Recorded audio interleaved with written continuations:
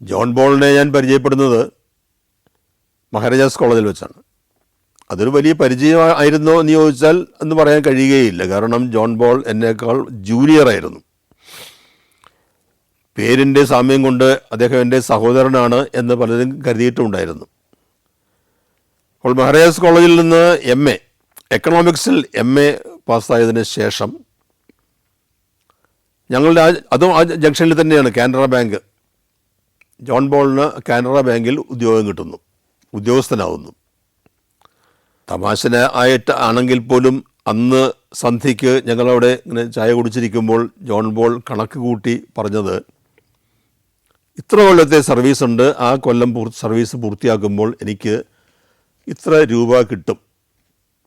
അതായത് കൃത്യമായി കണക്ക് കൂട്ടി ഞങ്ങളെ അന്ന് ബോധ്യപ്പെടുത്തുകയും ഞങ്ങളൊക്കെ വളരെ അത്ഭുതത്തോടെ അത് കേട്ടിരിക്കുകയും ചെയ്തവരാണ്. പക്ഷേ ജോൺ ബോളിന് കാലാവധി പൂർത്തിയാക്കാൻ കഴിഞ്ഞില്ല. അദ്ദേഹത്തിന് ഇടയ്ക്ക് വെച്ച് ആ ജോലി അവസാനിപ്പിക്കേണ്ടി വന്നു. കാരണം അപ്പോഴേക്കും അദ്ദേഹം അംഗീകാരമുള്ള, ആവശ്യക്കാർ ഏറെയുള്ള ഒരു സ്ക്രിപ്റ്റ് റൈറ്ററായി മാറിക്കഴിഞ്ഞു. നമ്മുടെ ജീവിതത്തെക്കുറിച്ച് വിവരിക്കുമ്പോൾ നമ്മൾ ഉദ്ദേശിക്കുന്നത് പോലെയും കണക്ക് കൂട്ടുന്നത് പോലെയൊന്നും അല്ല കാര്യങ്ങൾ മുന്നോട്ട് പോകുന്നത്.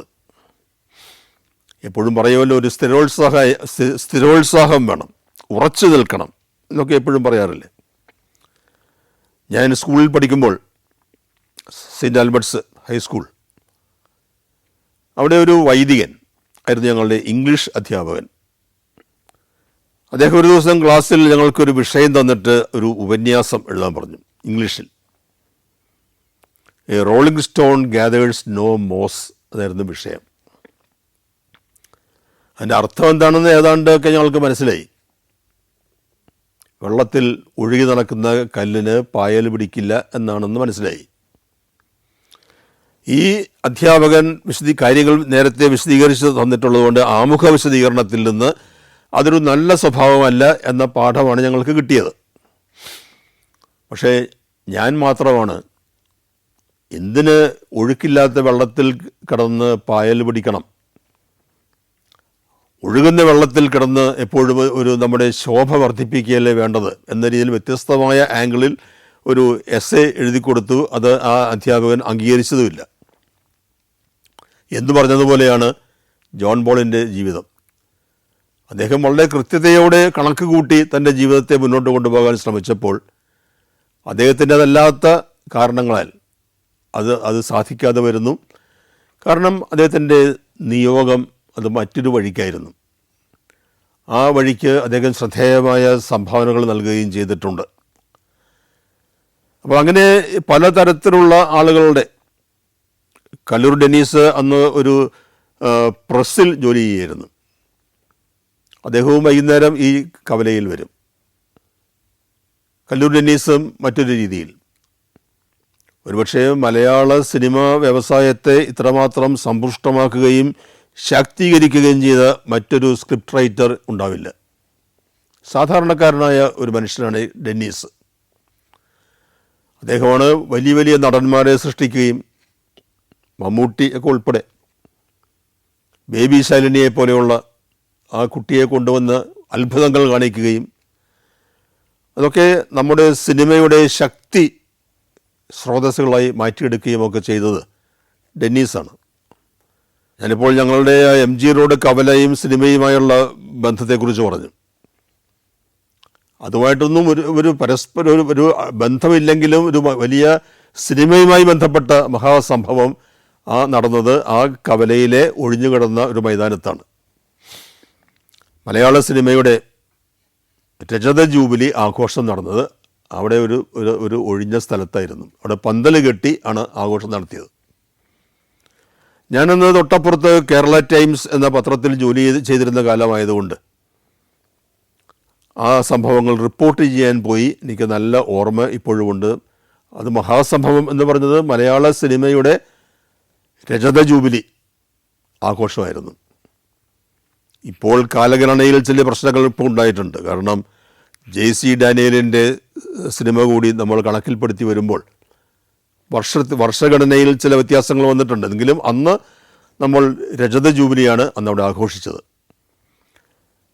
സത്യൻ പ്രേം നസീർ, മധു, ഷീല, അങ്ങനെ അങ്ങോട്ട് മലയാള സിനിമയുമായി ബന്ധപ്പെട്ട് താരാപഥം എന്ന് പറഞ്ഞാൽ ശരിയായിരിക്കും. ഞങ്ങളത് ഇവരെയൊക്കെ നേരിട്ട് കാണുന്നത് ആ പന്തലിൽ വെച്ചായിരുന്നു. ആ പന്തലിൽ വെച്ചാണ് കെ ബാലകൃഷ്ണൻ വളരെ പ്രസിദ്ധമായ ഒരു പ്രസംഗം നടത്തിയത്. ആ പ്രസംഗത്തിൽ അദ്ദേഹം ഉപയോഗിച്ച ഒരു വാക്ക് മലയാളത്തിൻ്റെ മണമുള്ള സിനിമ ഉണ്ടാകണം എന്നായിരുന്നു. അത് സത്യനുമായിട്ടുള്ള ഒരു ചെറിയ ഒരു കൊമ്പുകോർക്കലായിരുന്നു. അത് പണമുണ്ടെങ്കിൽ സത്യജിത്ത് റായിയുടെ തന്തപ്പടം പിടിക്കാൻ കഴിയും എന്ന് സത്യൻ അന്ന് അവിടെ പറഞ്ഞിരുന്നു. അപ്പോൾ അത് കൗണ്ടർ ചെയ്തുകൊണ്ടാണ് കെ ബാലകൃഷ്ണൻ പണം മാത്രമല്ല നല്ല സിനിമയ്ക്ക് കാരണമായി തീരുന്നത് എന്ന അർത്ഥത്തിൽ മലയാളത്തിൻ്റെ മണമുള്ള സിനിമ. ഞാൻ ഓർക്കുന്ന മറ്റൊരു കാര്യം, അന്ന് ഈ പ്രസംഗങ്ങളൊക്കെ ഇങ്ങനെ റെക്കോർഡ് ചെയ്ത് വയ്ക്കാനുള്ള സൗകര്യങ്ങളൊന്നുമില്ല. മൊബൈൽ ഫോണൊന്നും അക്കാലത്ത് എത്തിയിട്ടില്ല. അപ്പോൾ അങ്ങനെയുള്ള ഒരു കാലത്ത് വിവാദങ്ങൾ പക്ഷേ അക്കാലത്ത് ഉണ്ടാകുമായിരുന്നു. കെ ബാലകൃഷ്ണൻ കേരളത്തിലെ അന്നത്തെ അറിയപ്പെടുന്ന പ്രഭാഷകനാണ്. അദ്ദേഹത്തിന് പ്രസംഗം എഴുതി തയ്യാറാക്കി കൊണ്ടുവരേണ്ട കാര്യമില്ല. പക്ഷേ കെ ബാലകൃഷ്ണൻ ഒന്ന് എഴുതി തയ്യാറാക്കി കൊണ്ടുവന്ന പ്രസംഗമാണ് വേദിയിൽ കയറി വായിച്ചത്. അദ്ദേഹം പറഞ്ഞത്, ഞാൻ പറയുന്നത് എന്ത് എന്ന് നാളെ എല്ലാവർക്കും ബോധ്യം വരുന്നതിന് വേണ്ടി ഇതാ അതിൻ്റെ രേഖ എൻ്റെ കയ്യിലുണ്ട് എന്ന് പറഞ്ഞു. അങ്ങനെ എൻ്റെ കൗതുകങ്ങളൊക്കെ അന്ന് കണ്ടിരുന്നു. ഞാൻ കേരള ടൈംസ് എന്നൊരു പേര് നേരത്തെ പരാമർശിച്ചു. ചെറിയ പത്രമാണ്. പക്ഷെ ആ ചെറിയ പത്രത്തിലാണ് ഞാൻ എഴുതി പഠിക്കാൻ തുടങ്ങിയത്. എൻ്റെ ആദ്യത്തെ ലേഖനം അച്ചടിച്ച് വന്നത് തന്നെ ഈ കേരള ടൈംസിലാണ്. ആ വർഷം എനിക്കിപ്പോഴും ഓർമ്മയുണ്ട്, 1961. കേരള ടൈംസിലെ പ്രവർത്തനമെന്ന് പറഞ്ഞാൽ അത് സന്നദ്ധ സേവനത്തിന് തയ്യാറാകുന്ന ആർക്കും അവിടെ എപ്പോഴും പ്രവേശനമുണ്ട്. ശമ്പളമൊന്നും ചോദിക്കരുതെന്നേ ഉള്ളൂ. അതുകൊണ്ട് ഞങ്ങൾക്കവിടെ ഈ ജോൺ ബോൾ, കിത്തോ, അങ്ങനെ കുറേ പേരുടെ ഒരു കൂട്ടായ്മ ഈ കവലയിൽ, MG റോഡ് കവലയിൽ എന്ന് പറയുന്നത് പോലെ തന്നെ കേരള ടൈംസ് ഓഫീസിലും രൂപപ്പെട്ടു. അന്ന് ഈ ജോൺ ബോളിൻ്റെ പ്രത്യേകത ഞാൻ ഇപ്പോഴും ഓർമ്മിക്കുന്നത്, സൺഡേ സപ്ലിമെൻ്റിലേക്ക് ഒരു ലേഖനം വേണം എന്ന് വെള്ളിയാഴ്ച വൈകിട്ട് പറഞ്ഞാൽ ശനിയാഴ്ച നേരം വെളുക്കുമ്പോൾ ആ ലേഖനം ഓഫീസിലുണ്ടാവും. അത് വെറുതെ എഴുതുന്നതല്ല, ഏതെങ്കിലും ഒരു നല്ല വിഷയത്തെക്കുറിച്ച് നന്നായി തന്നെയാണ് എഴുതുന്നത്. അപ്പോൾ എഴുത്തിനെ സംബന്ധിച്ച് അത്ര കൃത്യനിഷ്ഠ, സമയക്ലിപ്തത പാലിച്ചിരുന്ന ആൾ കൂടിയായിരുന്നു ജോൺ ബോൾ.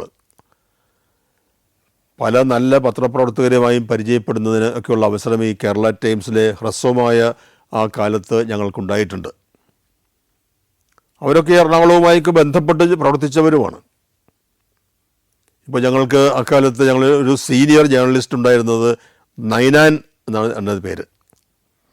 നൈനാൻ ഏതോ 4-5 ക്ലാസ്സേ പഠിച്ചിട്ടുള്ളൂ. ഫോർമൽ ഔപചാരികമായ വിദ്യാഭ്യാസം ഇല്ല എന്നർത്ഥം. പക്ഷേ മത്തായി മാഞ്ഞിരാൻ്റെ ശിഷ്യനായിരുന്നു. അങ്ങനെ മത്തായി മാഞ്ഞിരാൻ്റെ കൂടെ നടന്ന് മത്തായി മാഞ്ഞിരാൻ പറഞ്ഞു കൊടുത്ത കാര്യങ്ങൾ ആണ് നൈനാന് അറിയാവുന്നത്. പക്ഷേ അതിഗംഭീരമായ രീതിയിൽ ഒരു ദാർശനിക സ്വഭാവത്തോടെ ആഴത്തിലുള്ള പഠന ലേഖനങ്ങൾ എഴുതിത്തരാൻ നൈനാന് സാമർഥ്യമുണ്ടായിരുന്നു. അപ്പോൾ നൈനാനുമൊക്കെ ഞങ്ങളുടെ ഒരു ഗുരുസ്ഥാനീയനായൊക്കെ കൂടെ ഉണ്ടായിരുന്നു. മധ്യപ്രദേശ്, ആൻഡമാൻ, ലക്നൗ, ബറോഡ, നാഷിക്, ഡൽഹി, ആഗ്ര, ഗോളിയോർ. സഞ്ചാരം പെൻഡ്രൈവ് വോള്യം നമ്പർ 22. ഫുൾ HD-യിലുള്ള ഈ അപൂർവ ദൃശ്യയാത്രാ വിവരണ ശേഖരം സ്വന്തമാക്കാൻ സഞ്ചാരം എന്ന് SMS ചെയ്യൂ. ഫോൺ 9995444222. ഞാൻ എറണാകുളത്ത് എത്തിയതിനു ശേഷം നന്നേ ചെറുപ്പത്തിലെ അക്ഷരം പഠിക്കുകയും വായിക്കാൻ പഠിക്കുകയും ചെയ്തു. അതൊക്കെ എൻ്റെ അമ്മച്ചിയുടെ മടിയിൽ ഇരുന്നായിരുന്നു ഈ ആദ്യ പ്രാഥമികമായ വിദ്യാഭ്യാസം എന്ന് പ്രത്യേകം പറയാതിരിക്കാനാവില്ല. പത്രങ്ങൾ ഇല്ലാതിരുന്ന കൊച്ചിയിൽ ഞങ്ങളന്ന് വായിച്ചിരുന്നത് ദീപിക പത്രമായിരുന്നു. അത് തന്നെ കുറേ വൈകി ഒക്കെയാണ് എത്തുക. കോട്ടയത്ത് നിന്ന് കൊച്ചിയിലെത്തണമല്ലോ. കോട്ടയത്ത് നിന്ന് കൊച്ചിയിലേക്ക് എത്തണം എന്ന് പറഞ്ഞപ്പോൾ പെട്ടെന്ന് ഓർമ്മ വരുന്നത് അക്കാലത്ത് അതിവേഗം സർവീസ് നടത്തിയിരുന്ന ഒരു ബസ് ഉണ്ടായിരുന്നു, കോട്ടയം എറണാകുളം. അതിവേഗം എന്ന് പറഞ്ഞാൽ ഇന്ന് പോലും അത്രയും വേഗതയിൽ ബസ് കോട്ടയത്ത് നിന്ന് എറണാകുളത്തേക്ക് എത്തിക്കാൻ കഴിയില്ല. അങ്ങനെയൊരു അതൊക്കെ ഒറ്റപ്പെട്ട കാര്യങ്ങളാണ്. ആ ബസ് വരുന്ന സമയം നോക്കി റോഡിൽ ഉള്ള വാഹനങ്ങളും യാത്രക്കാരുമൊക്കെ ഒഴിഞ്ഞു നിൽക്കും എന്നും കേട്ടിട്ടുണ്ട്. ഈ ദീപിക പത്രം രാവിലെ വന്നാൽ അത് പൂർണ്ണമായും വായിക്കുന്ന ഒരു സ്വഭാവം എനിക്കുണ്ടായിരുന്നു. ഒന്നും വിട്ടുകളയില്ല, പരസ്യങ്ങൾ ഉൾപ്പെടെ. ഒരു ദിവസം രാത്രി കിടക്കുമ്പോൾ ഉറക്കത്തിനിടയിൽ അമ്മച്ചിയെ വിളിച്ച് ഞാൻ ചോദിച്ചൊരു സംശയം, ഈ ലഘു ദർഖാസ് എന്ന് പറഞ്ഞാൽ എന്ത് എന്നാണ്. പത്രത്തിൽ പരസ്യം കണ്ടതാണ്, ലഘു ദർഖാസ്. അത് ഷോർട്ട് ടെൻഡർ ആണെന്ന് പിന്നീടാണ് എനിക്ക് മനസ്സിലായത്. ഇപ്പോഴും ഞാൻ ആദ്യം വായിച്ച ഒരു പത്രവാർത്ത മനസ്സിൽ തങ്ങി നിൽക്കുന്നത് സർദാർ വല്ലഭായ് പട്ടേലിൻ്റെ മരണം ആണ്. പട്ടേലിൻ്റെ മരണം 1950 ഡിസംബറിൽ ആയിരുന്നു എന്ന് ഇപ്പോൾ നമുക്കറിയാം. അതുകൊണ്ട് 50 ഡിസംബർ എന്ന് പറയുമ്പോൾ എനിക്കൊരു 3.5 വയസ്സ് ആയിട്ടേ ഉള്ളൂ. ഞാൻ അന്ന് തന്നെ നല്ല വായനക്കാരനായിരുന്നു, പത്രവായനക്കാരൻ. ഞങ്ങൾ മാവേലിക്കരയിൽ നിന്ന് എറണാകുളത്ത് എത്തി. എൻ്റെ ഓർമ്മയിൽ അത് ഇല്ലെങ്കിലും കലൂർ ആയിരുന്നു അമ്മച്ചി വന്ന് താമസമാക്കിയത് എന്ന് എന്നോട് പറഞ്ഞിട്ടുണ്ട്. പിന്നീടാണ് MG റോഡ് ജംഗ്ഷനിലുള്ള മാധവ ഫാർമസി ജംഗ്ഷൻ എന്നറിയപ്പെടുന്ന ആ ജംഗ്ഷനിൻ്റെ പരിസരത്തുള്ള സ്ഥലവുമൊക്കെ വാങ്ങിയത്. കല്ലുകൊണ്ട് കെട്ടിയ വീടായിരുന്നില്ല, പനമ്പും ഒക്കെ ചേർത്ത് കെട്ടി. കുടിലെന്ന് പറയാൻ കഴിയില്ല, എന്നാൽ വീടെന്നും പറയാൻ കഴിയില്ല. അങ്ങനെയുള്ള ഒരു സ്ഥലത്ത് എൻ്റെ പിതാവും പിതാവിൻ്റെ സഹോദരന്മാരും ഞങ്ങളുടെ അമ്മൂമ്മയും, ഇത് അപ്പച്ചൻ്റെ അമ്മ, ഞങ്ങളെല്ലാം ഒരുമിച്ചാണ് താമസിച്ചിരുന്നത്. അതിൻ്റെതായ ഗുണവും ദോഷവും ഒക്കെ ഉണ്ട്. ആ വീട്ടിൽ ആയിരുന്നു ഞങ്ങളുടെ അതിഥികളായി ജെറി അമൽദേവും അദ്ദേഹത്തിൻ്റെ സഹോദരൻ കാർമലും ഉണ്ടായിരുന്നത്. അവരുടെ വീട് മട്ടാഞ്ചേരിയാണ്. പക്ഷെ ആ രണ്ടുപേരും ഞങ്ങളോടൊപ്പം, അല്ലെങ്കിൽ അവരുടെ അമ്മയുടെ സഹോദരന്മാർക്കൊപ്പം ഇവിടെ ഉണ്ടായിരുന്നു. അപ്പം എന്നാൽ എല്ലാവർക്കും അവരവരുടേതായിട്ടുള്ള രീതികളും കാര്യങ്ങളും ഒക്കെയാണ്. കാർമൽ എന്ന് പറയുന്ന ആൾ, ആ സഹോദരന്മാരിൽ മൂത്ത ആൾ, അദ്ദേഹത്തിൻ്റെ താല്പര്യം നാടകത്തോടായിരുന്നു. നാടകങ്ങൾ എഴുതുമായിരുന്നു. ഞങ്ങളുടെ ഇടവകപ്പള്ളിയിൽ, ഹൈക്കോടതി ജംഗ്ഷനിലുള്ള ഇടവകപ്പള്ളിയിൽ ഒരു ക്ലബ്ബ് നന്നായി പ്രവർത്തിച്ചിരുന്നു. അവിടെയാണ് നാടകങ്ങൾ അവതരിപ്പിക്കുക ചെയ്തിരുന്നത്. ഹൈക്കോടതി ജംഗ്ഷനിലെ ഞങ്ങളുടെ ഇടവകപ്പള്ളിയുടെ അപ്പുറത്ത് വടക്കേപ്പള്ളി എന്നറിയപ്പെടുന്ന പള്ളിയിൽ അവിടെയും ഒരു ക്ലബ്ബുണ്ട്. അവിടെ സംഗീതമാണ്, പാട്ട്. അവിടെയായിരുന്നു ജെറി അമൽദേവിൻ്റെ സംഗീതം, പാട്ട് പഠിക്കുന്നതിന് വേണ്ടി. പിൽക്കാലത്ത് അറിയപ്പെടുന്ന, അല്ലെങ്കിൽ കൊച്ചിയിലെ സംഗീത വേദികളിലൊക്കെ ശ്രദ്ധേയരായി തീർന്ന പലരുടെയും കളരി അവിടെയായിരുന്നു. അപ്പോൾ അങ്ങനെ ഓരോരുത്തർക്കും ഓരോ വഴികൾ. എനിക്ക് പത്രത്തോട് ഒരു താല്പര്യം, പ്രത്യേകമായ അഭിനിവേശം എന്ന് തന്നെ പറയാം, അത് ചെറുപ്പത്തിലേ ഉണ്ടായി. ചെറുപ്പത്തിലെ പത്രം വായിച്ചു തുടങ്ങിയത് കൊണ്ടുകൂടിയായിരിക്കാം അത്. എൻ്റെ പിതാവ് എറണാകുളത്തെ ഒരു പുരാതന കുടുംബം എന്ന് പറയാം. കാരണം വളരെ കാലമായി എറണാകുളത്ത് താമസിക്കുന്ന ഒരു കൂട്ടരാണ്. വളരെ കാലമായി താമസിക്കുന്നതെന്ന് പറഞ്ഞാൽ ചരിത്രം ഒന്നും രേഖപ്പെടുത്തി വെച്ചിട്ടില്ലാത്തത് കൊണ്ടും ഡയറി കുറിപ്പുകൾ ലഭ്യമല്ലാത്തത് കൊണ്ടും തലമുറകൾ അധികം പിന്നോട്ട് പോയി നോക്കാൻ കഴിയില്ല. പക്ഷേ എൻ്റെ പിതാവ്, പിതാവിൻ്റെ പിതാവ്, അദ്ദേഹത്തിൻ്റെ പിതാവ്, അത്രയൊക്കെയാണ് നമുക്ക് ഓർത്തെടുക്കാൻ കഴിയുന്ന ആളുകൾ. അന്ന് ഈ കോളേജ് വിദ്യാഭ്യാസം എന്നൊക്കെ പറഞ്ഞാൽ അത്ര അനായാസം സാധിക്കാവുന്ന കാര്യം ആയിരുന്നില്ല. എൻ്റെ പിതാവിൻ്റെ പിതാവ്, ഗ്രാൻഡ് ഫാദർ, അദ്ദേഹം മാർക്കറ്റിൽ നല്ല നിലയിൽ വ്യാപാരം നടത്തിയിരുന്ന, കച്ചവടം നടത്തിയിരുന്ന ആളായിരുന്നു. കച്ചവടം എന്ന് പറഞ്ഞാൽ വിദേശത്ത് സിംഗപ്പൂരിലേക്കും സിലോണിലേക്കുമൊക്കെ മത്സ്യം കയറ്റി അയക്കുന്ന ബിസിനസ് ഒക്കെ ആയിരുന്നു. പക്ഷെ അദ്ദേഹം മരിച്ചപ്പോൾ കണ്ടുകെട്ടിയ പെട്ടിയിൽ നിറയെ പ്രോനോട്ടുകളായിരുന്നു. പ്രോനോട്ടുകളും മടങ്ങിയ ചെക്കുകളും. പ്രോനോട്ടെന്ന് പറഞ്ഞാൽ കച്ചവടം നടത്തുമ്പോൾ പണത്തിന് പകരമായി അല്ലെങ്കിൽ പണം ആർക്കെങ്കിലും കടം കൊടുക്കുമ്പോൾ അതിനൊരു അക്നോളജ്മെൻറ്റ്, നിയമപരമായ ഒരു രസീത് എന്ന നിലയിൽ വാങ്ങുന്ന കടലാസാണ് ഈ പ്രോനോട്ട്. അതൊക്കെ യഥാസമയം നടത്തിയെടുത്താൽ മാത്രമേ പണം ആയി മാറുകയുള്ളൂ. അങ്ങനെ കച്ചവടമെല്ലാം മോശമായ ഒരു സാഹചര്യത്തിലാണ് എൻ്റെ പിതാവും സഹോദരന്മാരും അവരുടെയൊക്കെ ഒരു കാലം ആരംഭിക്കുന്നത്. അതുകൊണ്ട് അവരാരും പുറത്തൊന്നും പോയി പഠിച്ചവരല്ല. എൻ്റെ പിതാവിന് തന്നെ തൊട്ട് അടുത്തുള്ള ഒരു തിയേറ്ററിൽ, പത്മ തിയേറ്ററിൽ ആയിരുന്നു ജോലി. അതുകൊണ്ട് തന്നെ എനിക്ക് എൻ്റെ ചെറുപ്പകാലത്ത് ധാരാളം സിനിമകൾ കാണുന്നതിനുള്ള, എന്ന് വെച്ചാൽ ടിക്കറ്റ് എടുക്കാതെ കാണുന്നതിനുള്ള സൗകര്യമുണ്ടായിരുന്നു. ഏത് സിനിമയുടെയും അവസാന ദിവസത്തെ അവസാന പ്രദർശനത്തിന് ആണ് എൻ്റെ അപ്പച്ചൻ ഞങ്ങളെ കൂട്ടിക്കൊണ്ടുവരുന്നത്. അന്നത്തെ കാലത്ത് ടാറ്റ കമ്പനി ആയിരുന്നു എറണാകുളത്തെ ഒരു പ്രധാനപ്പെട്ട തൊഴിൽദായകൻ, എംപ്ലോയർ. എറണാകുളത്ത് മിക്കവാറും എല്ലാ വീടുകളിൽ നിന്ന് ടാറ്റയിൽ ജോലി, ടാറ്റ ഓയിൽ മിൽസ്, അവിടെ ജോലിയുള്ളവർ അക്കാലത്ത് കാണുമായിരുന്നു. ഞങ്ങളുടെ വീട്ടിൽ തന്നെ എൻ്റെ പിതാവിൻ്റെ 2 സഹോദരന്മാർ ടാറ്റയിൽ ജോലിക്കാരായിരുന്നു. പിൽക്കാലത്ത് ആ കമ്പനി, ടാറ്റ കമ്പനിയിൽ തൊഴിലാളി യൂണിയൻ പ്രസിഡൻ്റായി പ്രവർത്തിക്കുന്നതിനുള്ള അവസരം എനിക്ക് കിട്ടിയിട്ടുണ്ട്. എനിക്ക് മുന്നേ അവിടെ പ്രഗത്ഭമായി പ്രവർത്തിച്ചിരുന്നത് പനമ്പള്ളി ഗോവിന്ദമേനോനും മത്തായി മഞ്ഞനാനും SCS മേനോനും ഒക്കെയായിരുന്നു.